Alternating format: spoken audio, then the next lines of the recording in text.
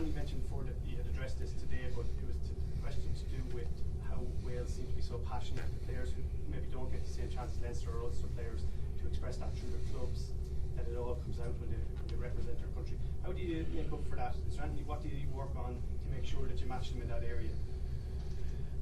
I'm not sure it's matched them.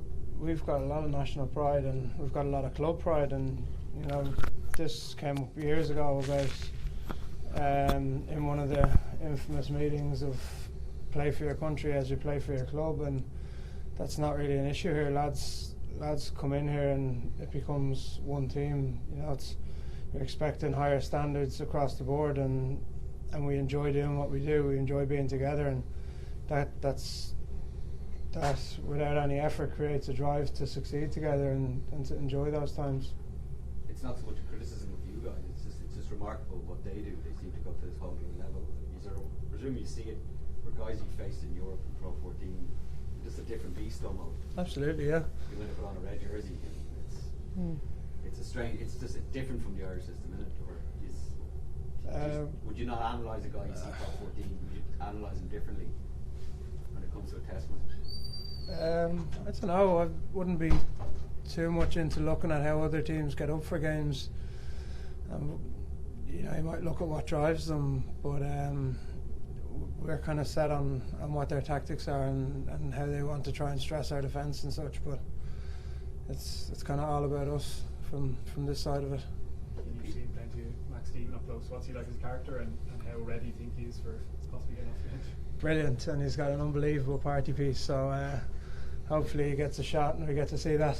What is it? I can't tell you that. What's that after the match? It's a dance. It's the height of it. So he's a bit of a character, and you think he's ready to step into the test arena? He wouldn't be put in if he wasn't ready. There's a lot of lads in those positions that are pushing each other around, looking for shots, and they've all gotten each other to this place where they're vying for that go. So it's great to see him getting a shot. Unfortunately, with Caelan having to sit out with his knock, but I'm sure he'll be ready to go, and looking forward to that opportunity. It's something he's trained an awful long time for, with it being a dream of his to get to here. So it's great to see that become a reality for lads now. What did you make of the scrum pens against you, and what have you done in that area? I was a bit annoyed at them. There's a lot of tactical to it and a bit of messing, but we had to simulate a messy scrum in training and jig a few things about and put each other under different sort of stresses. Then if both of our packs are scrummaging the way we like to scrummage, that will mean we have a steady scrum and we get the ball off the back. But that's not the perfect world, so we had to change it up a little bit, test each other with angles and messy unbinds and stuff. But it was good. We had a few scrums down in training and then took learnings from it and learnings from the weekend, and coming to the end of the session we got some solid platforms and some dominant balls, so pretty happy with the fixes. But like that, we can have a look forward at Wales and what they might want to do, but you could get something unpredictable on the day, or ref could deem something against you that was for you, or the other way around. So you kind of have to be armed for any of that. What did you think of the pack performance generally? Didn't seem to get the maul going really well. Was the issue there? Yeah, we kind of knew what Scotland were going to bring there down in front of that line out, hammering in that side. We kind of knew they did us in the World Cup. Fortunately, a couple of them got pinged in the World Cup, but obviously working with different referees, you have different outcomes, and you just kind of have to try and manage that. Getting them all set, they're obviously a very good defensive side in the line out, and you can see that in their club teams as well. So again, it's just kind of just trying to manage what you do. First and foremost, win the ball, and then after that, trying to get set. We've had a few meetings about them. Last week's game at the start of the week there, and moving forward, what we're going to have to try and maybe alter slightly differently, and what we're going to have to do the same or more of coming into this weekend. There seems to be a lot of talk about we understand it is a work in progress under the new coaching system. How hard is it to try and make all these changes in the midst of Test match rugby with Six Nations? Yeah, well, Church touched on there, Max being ready to do it. I think kind of part of being an international rugby player is being able to be pretty adaptable, having different things thrown at you midweek and being able to just cope with them, being able to not only use the time on the pitch to learn, but learning away from the pitch as well to make your time on the pitch as valuable to you as possible. So I think kind of a lot of different things are changing. There's different sort of systems in place, if you like, but most of the guys, or I'd say all the guys, are adapting pretty well. Training's been pretty smooth, and guys are excited to be out there, excited to be doing something maybe slightly different, but similarly doing a lot of stuff for the reason why they were picked for this international squad as well. The last time, I know as a professional athlete you're always looking for a little extra edge and something to motivate you more. Last year's Six Nations against Wales, like, surely that's the ultimate motivation going into this game. Yeah, I don't know. I wouldn't look back too much on that. I'd like to go in pretty clean slate in my mind, and the motivation for me here is to succeed with this team. I'm not looking for vengeance or revenge or anything like that. I want success with the lads around me. That means going to the well, to the dark place to do what you have to do. That means doing the harder thing than the easier thing. You know, that's probably what will become more enjoyable now. If we come out of the weekend with a win, knowing that I've done that and that I've put myself to that place, and it was myself pushing myself on to do it, not thinking if I don't do it, this will happen again.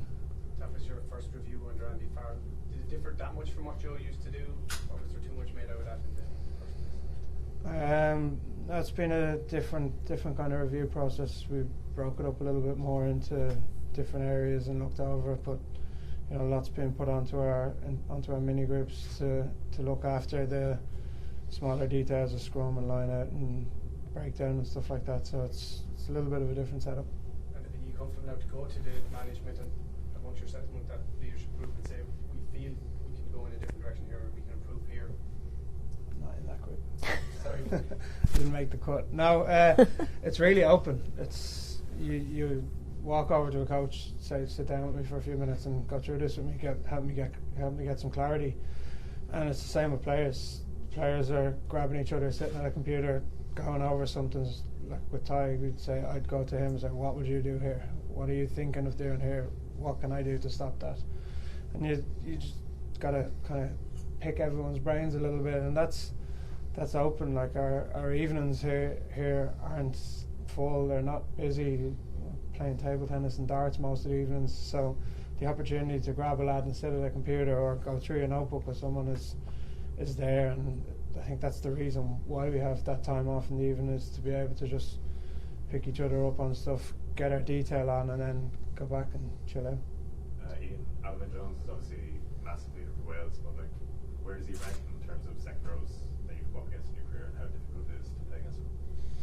Obviously he's got so much experience at so many different levels. I think he's definitely right up there with one of those guys you have to be aware of. He can be extremely destructive on both sides of the ball when you're playing against him.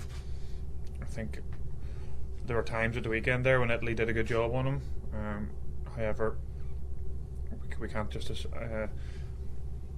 assume that everyone's going to do that and brush him under the rug. We kind of have to make sure that we're on top of our game defensively and in attack, just to make sure that him and other threats around their pack and backline are nullified. Because if the moment you kind of assume someone's looked after and they're not going to cause you much hassle, that's when you're going to get trouble thrown at you. Stephen just asked Cian about it there. I was going to ask you about that defeat last year to Wales in Cardiff. Like, for you, everybody reacts differently to defeat. Is that something you draw motivation from for this weekend? I wasn't playing on it. Were you not? Probably a similar answer to Cian though. If I was playing on it, looking back to kind of things like that, people react to games differently. People remember games differently. We've played them twice since then. Like there's lots happened in between that space. I know it's under a year ago, but feels about 5 years ago, really. Because of everything that's happened in between, I suppose. It's been so busy in between, and there's been obviously being a World Cup season, everything's crammed in with the club and with country as well. So it's been busy enough. And just on you, you're obviously part of the leadership group now. What's that like for you, and to bring more of your leadership role to the setup? It's good. It's there's a different mentality around the place. There's a different mentality in meetings. As Church touched on it there, there's a different relationship between players and coaches. There's a different relationship between players and players going over stuff together, and everything that's done is done in a real positive manner to ensure that we're getting the best out of each other, to ensure that if I go to Cian and ask him for help, or he comes to me and asks me for help, we're doing it to make each other better, and ultimately to get a better result at the weekend, and everyone knows that. And maybe in years gone by, guys might have been a wee bit tentative of who they went and asked questions to, or who they're trying to get clarity to, for fear of people thinking they don't know their detail, they don't know stuff. But now there's a very open learning system, I would say, has been put in place to ensure that guys are free to get information wherever they want. Take the last one, guys. How much did you enjoy making that pass for try? Is that an area as well that our sports can show you? Yeah, I think so. I think we've got a lot of good ball players in the squad. Everyone is more than capable. There are harder passes that we leave Tig and all them to, but no, that's a nice little one to be a part of. But it's just about playing the game. We don't want to be the heavies that aren't good enough on the ball to be a part of something that's constructive for the team. So, lotties are down for our preparation before the pitch. Everyone's getting their hands on balls. Everyone's doing different skills. It's definitely a drive that everyone is fully comfortable that they can play whatever ball it is. If Johnny drops out, you want anyone to be able to step in and get a ball to 12 or 13. It's got to be pretty fluid with where you're able to go with the simple of catch pass. Will you drop those soon? Nah, Jesus. Okay, folks, you were there. Thanks. Thank you.